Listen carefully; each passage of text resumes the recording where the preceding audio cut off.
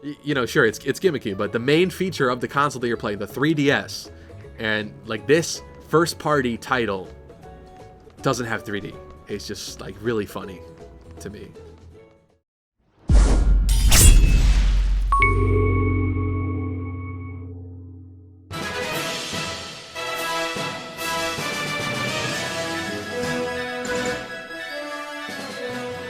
What's going on, guys? Stevie here with Lucky Crit, and today I'm going to be playing through the new Pokemon Sun and Moon demo. I know it's been out for probably about a week or two at this point, so it's kind of old news. A lot of you have probably seen some other people on YouTube already played through it, but I haven't gotten the chance to dive in just yet. I wanted to talk about it and talk about a whole bunch of topics that I've been thinking about lately in terms of Sun and Moon, and maybe you guys will enjoy at least my take on that. Another problem that I see already with these games is Pkhex, which is like hacking software to basically create your own Pokemon and sort of bring them into your game. It's already been updated and it's already ready for Pokemon Sun and Moon, which means the day that they launch, there's already going to be people hacking the game and, you know, creating their perfect Pokemon with perfect IVs and everything.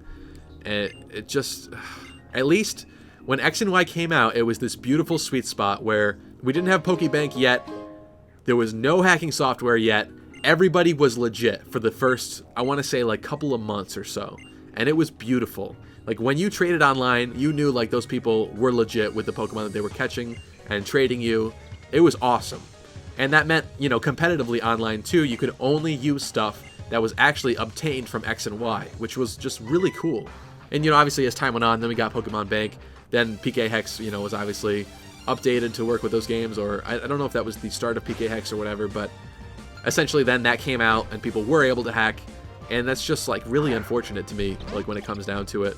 The fact that Pkhex is already ready now to work with Sun and Moon, there was no, like, I guess, update to it really in the game's actual code to prevent hackers. And you know, from what we've seen, there's also a lot of YouTubers that'll call out some of the like national Pokemon players for hacking, and they're completely right and completely justified in doing that because they make like obvious stupid decisions when it comes down to it. I mean, Verlisify gets a lot of hate because of stuff that he said, and I definitely don't like agree with everything that he's said and done, you know, within his YouTube career. But he has a point when it comes to the hacking. And I mean, if you're gonna be as blatant as some of the big people, putting like Pokemon that cannot be in a Dream Ball from that generation into a Dream Ball, that should be like an instant hack. And the fact that that's not like detected by any of Nintendo's systems or anything, that's just a shame, honestly. It's laughable. They honestly don't care about people hacking the Pokemon in the game, which is sad because I think that should be a big deal. Like, you should take pride in having like really good IV, rare Pokemon, shiny Pokemon, like really good competitive Pokemon. That should be a part of the whole competitive scene. But the fact that these people are just Pkhexing all of their entire teams or having people do it for them and trading them, it's so lame. And, you know, the usual excuse is like, oh, I have a life, I'm busy, I can't spend my time doing that kind of stuff. Then play on, like, Pokemon Showdown, where, like, you don't have to actually create the whole team. But in these games themselves, like, cheating should not be encouraged to the point where you could just hack your team, hack Shiny, you know, full Shiny team, here you go. It's silly. Way too silly. Speaking of Shinies, though, people are also complaining about some of the Shinies this gen. There's definitely some cool ones. Decidueye is one of the more cool ones, I'd have to say. Miniors is pretty sweet. Really like Shiny Minior and how that looks. But there's definitely some really lazy ones and some weird ones like Komala. Like the log for Komala just changes colors. And I think overall they're kind of underwhelming. Which is sad because usually like Shinies are some of the really cool variants to Pokemon that might even make you like a Pokemon that you didn't like before, which I think is really sweet. I mean, there are definitely some good ones. Another bad one I'd have to say is Incineroar. They basically just changed like all the black and gray on its body to white. Like, I don't know what you were thinking there. I would have switched the red part to white and kept the black and the gray and made it like a white tiger Incineroar. Speaking of Incineroar, without getting triggered, I'm going to talk about how the name is kind of a fail to me too. We have Pyroar already, and now you have Pyroar and you have Incineroar. Like, that doesn't, they're too similar. That's a fail to me. I don't like that at all. I think you know, there was speculated it would be called like Bell Tigre. So it has the flame belt And then it's kind of a wrestler, so it's like El Tigre, like a Spanish, you know, almost like a Spanish wrestler, like a luchador. I know we have Halucha, but then you have that. Then the fact that it's kind of a tiger, and it looks a little, you know, tigerish, like Tony the Tiger. And then so you've got Tiger, you've got El Tigre, the fact that it's a wrestler, and you have the belt. So Bel Tigre. I think that's a pretty awesome name. That's three things in one, not just, you know, fire and roar, you know, Incineroar. Like, the names, man, come on. Another Pokemon I wish kind of didn't exist is Bruxish. Like, I understand why they did it because it is based on like a real life fish, but what an ugly Pokemon. Like, not even joking. Like, and it has that like a leaf. To make matters worse, it has like a leaf on top of its head. Like, what is that? There's some new Pokemon, like some other ones that haven't been revealed yet that I'm not going to mention, but some of those, like, just some weird choices there too.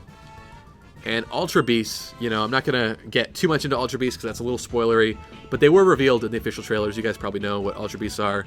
And, like, I just don't see where they were going with that. Like, I don't understand how that's supposed to shake anything up and make it interesting. Like, I don't, like, when I first saw them, I was like, I don't want to use these as Pokemon. Like, I hope we don't get these as Pokemon. Are these just going to be bosses in the game? Like, what is the point of Ultra Beasts? Yeah, I just not thrilled by that addition. Just seems way too out there and too weird, and like not in the good way, not in like the fresh, you know, new take on things kind of a way. Just kind of a like, why? What was your thought process behind this kind of a way?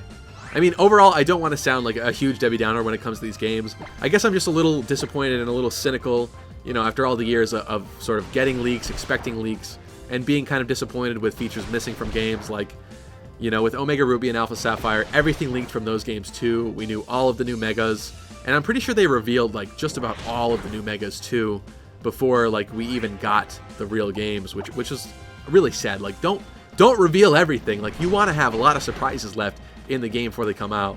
And even with this generation too, they kind of revealed most things. I think I would say that they did it a bit better this time around, but the fact that they also didn't scrub the sprites for all the Pokemon, even the shiny sprites too, like why did you leave them all in there? Why?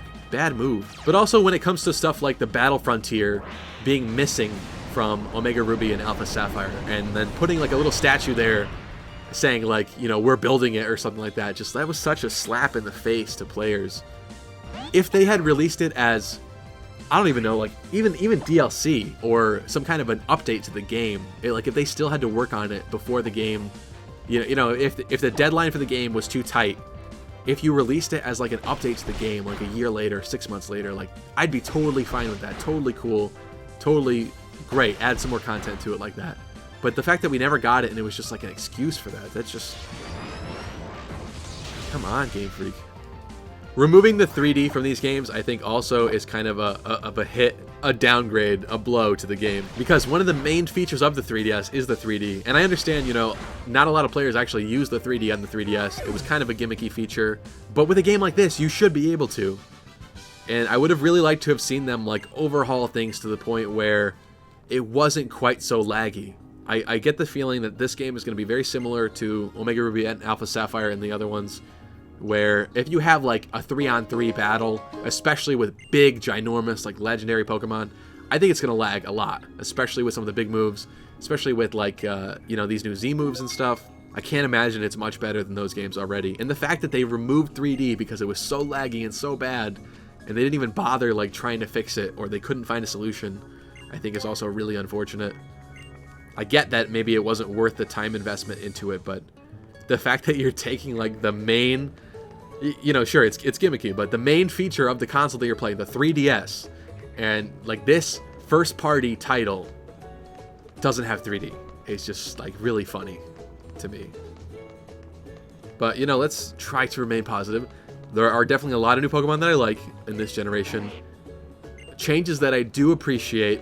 I'm not a big fan of what they've done to Gengar. They changed one of Gengar's abilities, and I won't spoil that if you don't know that already, but there are some changes to old Pokemon.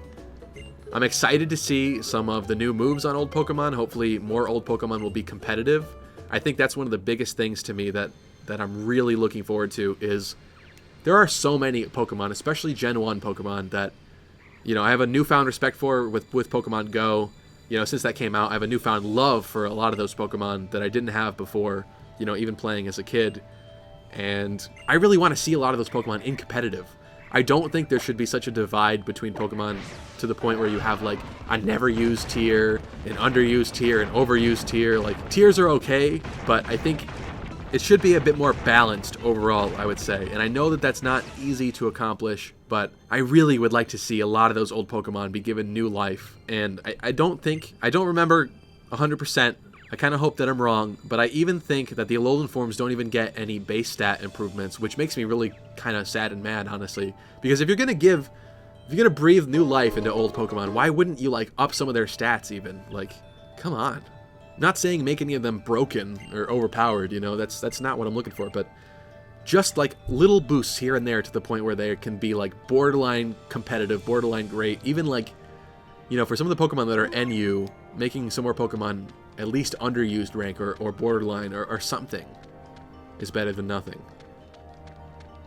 Because I really would like to see like the new Ninetales Alolan form, the new Sandslash Alolan form in competitive. I don't know that we will. They might still not quite be good enough, but I'm hopeful.